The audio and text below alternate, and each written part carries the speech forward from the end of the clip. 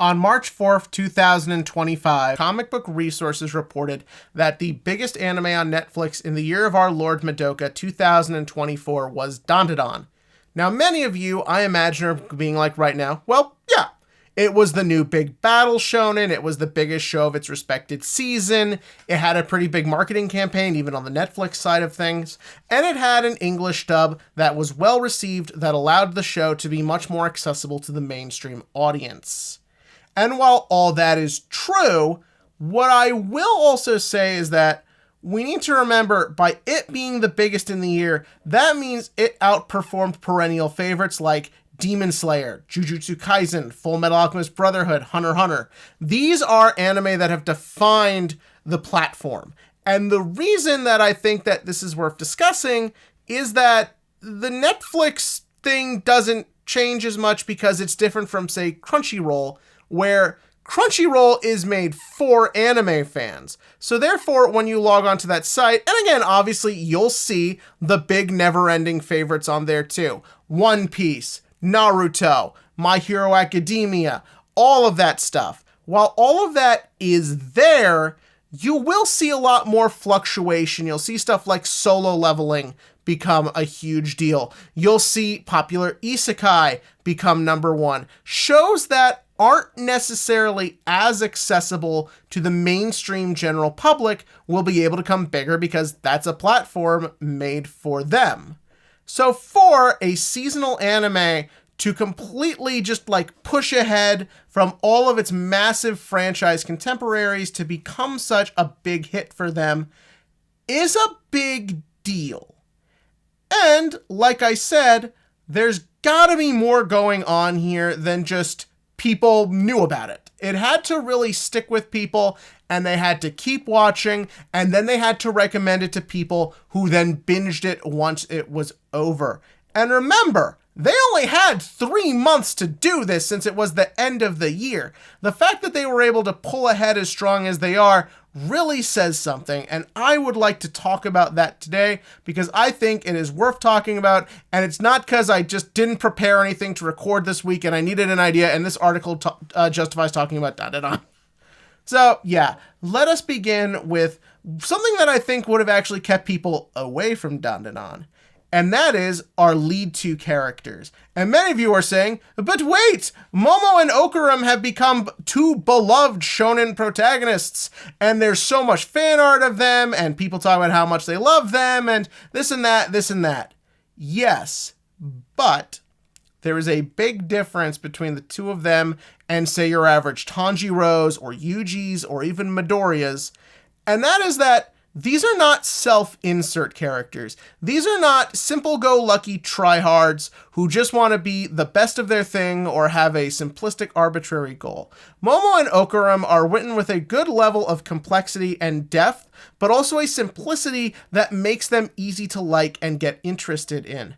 Momo isn't just some like generic high school anime girl. She's shown to be this like stubborn, quick-tempered. She can sometimes be a freeloader. She can drive people crazy. She has the ability to push people away.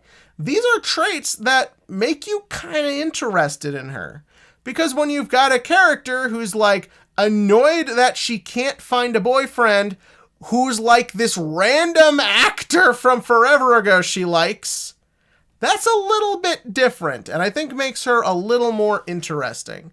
And on the other side of things, you have Okurum, who is so stereotypically nerdy, who is so obsessed with aliens and conspiracy theories and all this nonsense, and is introduced as this manic, annoying, in-your-face little lunatic who's just happy someone is willing to talk to them and completely insoles his crap onto them. When you then have a scene where when he realizes this girl is a real person, that she has gone through things, and it was wrong of me to push myself onto her like that. That is what makes him a real character. These are not just two bog-standard shonen characters. By taking just that little time and effort and giving them a little more detail to them, giving them flaws and arcs where they have to learn and grow, I think it really does make them feel unique and allows for them to stand out to people who may be just more used to just kind of that simple archetypal formula. From there, we move on to what I think is the next most important thing, and that is that this is a romance. Yeah, like, this is a fucking rom-com anime that just happens to have action in it. And this is another thing that has always been shown to appeal to the mainstream general public. You see, there is this very interesting oxymoron, bizarre paradox in the world of young people entertainment, and there is this idea that boys do not care about romance. This is often why battle shonen protagonists are very, like, emotionally stagnant when it comes to the romantic developments in their story. Rather, it's Midoriya clearly liking Uraraka, but then never pursuing anything because the plot's in the way. Rather, it's Luffy because apparently Oda once said that, like, yeah, I was told the people who read this manga, like, they don't want romance or anything like that. We see this in many different shows like this. We do see this in the West as well. Just this belief that you cannot really focus on romance if you want to appeal to young teen boys.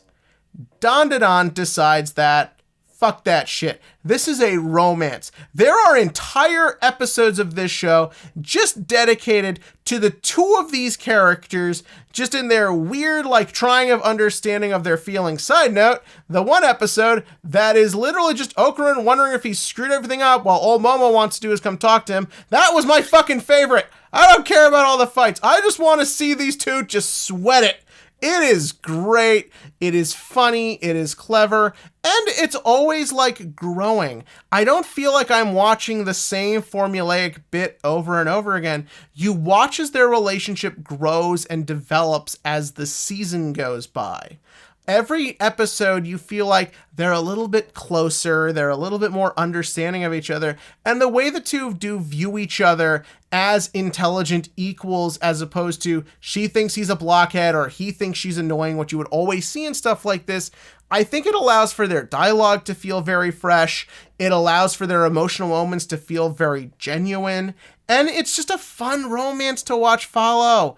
I hate to say it, I know I gotta turn on my man card. I like watching romances develop. I like it when they feel good. I literally dedicated a whole video to this last week, for crying out loud. When you do this correctly, people will want to follow it. And that's what this show does so well. But it isn't just two teens talking about feelings. There is action in this, and I'm just gonna say it. This is probably my favorite just action anime of the modern battle shonen era. Yeah, every fight in this show is ludicrous, it is funny, it is over the top, it is crazy, but it's always very followable.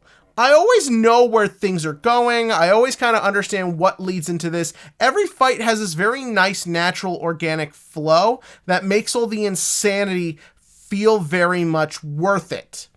And I think that can really help sometimes, as I feel like the problem with the modern Sakuga era is I feel like we get kind of lost in just gawking at pretty animation, whereas here we get that, but we do also get more of an attention to how it develops the plot or how our characters are reacting to things. And I think that's really where someone like Momo shines.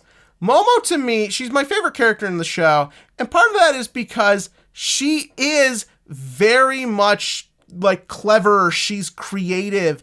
It's always her solutions that kind of like solve the problem. Okurin is good and he's like can be clever at times and he's got all the weird powers and you see like his tenacity and his desire to keep going. All that's important, but seeing the way she is always able to like think her way through a problem, come up with a solution and execute it is a ton of fun. And seeing how he is always willing to listen to that and follow along with it and how it works and how it interacts with the other side characters, I think makes for a genuinely just great action experience. It's signed Saru. You know the show's gonna look fucking great. The music is also really good. That fucking opening is fucking addicting to listen to. All in all, Dandandan is a great show. By focusing on what is important and trying to make itself feel unique in a sea of genericness, I think it really does stick in people's minds and makes people want to keep coming back. Now, as always, I do need to talk about flaws for a few minutes. The first and foremost and biggest that I could totally understand why this turned a lot of people off is the images of potential sexual assault about to happen, namely episode 1 and the cliffhanger that ends the season. I, like a lot of people, are ever comfortable with this type of stuff. And I think if you're the type of person who gets mad at people being uncomfortable with this kind of stuff, I think you should maybe take a few minutes and think about what you're getting mad about. What I will say, though, that I think makes this show work, and this goes to my previous point, is that because Momo is shown to be clever and smart, she is always the one who actually finds her way out of the solutions. Yes, obviously Okurin plays up, and him like jumping in with his new powers in episode 1 is a big part of saving the day, but it is her thinking on her feet. It's her using her telekinesis. It is ultimately her who gets herself out of these problems. So it doesn't personally bug me, but I do get why it does. As far as other issues go, as much as we all loved the episode with that revolved around the pink-haired girl and how she got the demon powers and all that, we all loved that. I do find her a little annoying, and I can't imagine she's going to do a ton more, but we'll see about that. Same with the guy they just randomly throw in there. Also, I'm just going to say this, hot waifu Granny does nothing for me. Love the character. Awesome. But just kind of doesn't really mean anything to me. Last thing I want to touch on, dub or sub. I loved the dub of this to death, not just for the fact that Rita Repulsa gets to say, "I want your dong," but both actors have great chemistry. I saw clips of the sub they do as well. That's just a personal preference. And again, I think Netflix's effort to actually put this in people's direction, I think worked out a lot. It did its job.